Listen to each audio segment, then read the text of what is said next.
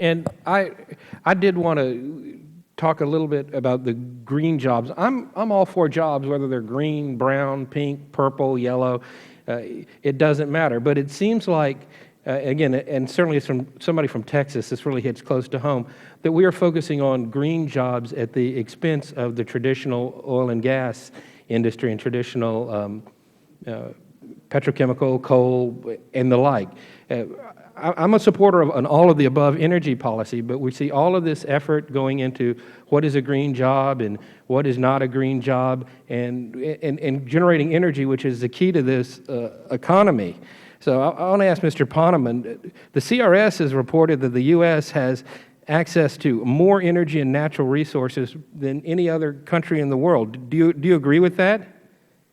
I'd have to see the study, sir, but we have tremendous resources in hydrocarbons, natural gas, oil, and coal, as well as the other resources. Do you believe we should forsake those resources for green energy?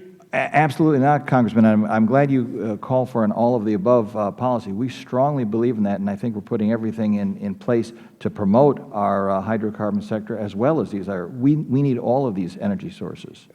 How do you then explain some of the policies that we see coming out of this administration with the slowdown in leasing, the permatorium on offshore drilling, a call for punitive taxes on the oil and gas industry? Congressman, I think we actually have a very strong policy. Of course, we, and I'm sure you as well, want us to exploit these resources safely and to take into account best practices and to learn the lessons from Macondo. But we are proceeding with offshore and onshore leasing. I've just participated in a new interagency committee the President mandated to look at Alaskan resources, and we intend to have a very robust policy. We had the Secretary of Energy Advisory Board just look at the natural gas sector and make sure that as we proceed with a prodigious shale gas resource, that we proceed in a responsible, open, transparent manner so we can continue to enjoy the confidence of the American people. So you're suggesting that some of these new technologies for the shale gas that have been used in Texas for as much as 60 years aren't fully understood? I am saying that I think we have got a very good report in from an expert committee that talks about things that we could do to improve the public transparency so we have a widespread... Well, let me go on, because I have another line of questioning, and I've used up more than half of my time already. Are you, Mr. Poneman, are you acquainted with a gentleman by the name of Steve Spinner? It does not ring a bell. Well, a Department of Energy spokesman told the Los Angeles Times last Friday that Mr. Spinner acted as a liaison between the Recovery Act Office and the Loans Program Office. His LinkedIn profile claims that he reported to the Secretary and was responsible for strategic operations of loan and loan guarantees, including renewable energy. As the Deputy Secretary of Energy, you didn't know him? No.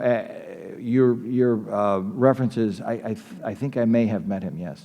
I'm not sure. So you didn't interact with him frequently, though? It would not have been somebody I dealt with well enough to remember. Well, Mr. Spinner was the CEO of a sports and fitness company and investor in Internet companies before working at the DOE.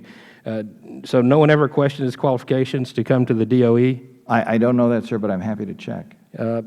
Were you aware that Mr. Spinner was also a bundler for President Obama, raising over $500,000 for Obama's 2008 campaign roll? No, sir. All right. Thank you very much. With that, I will yield back. Thank you. The gentleman, actually, with the gentleman.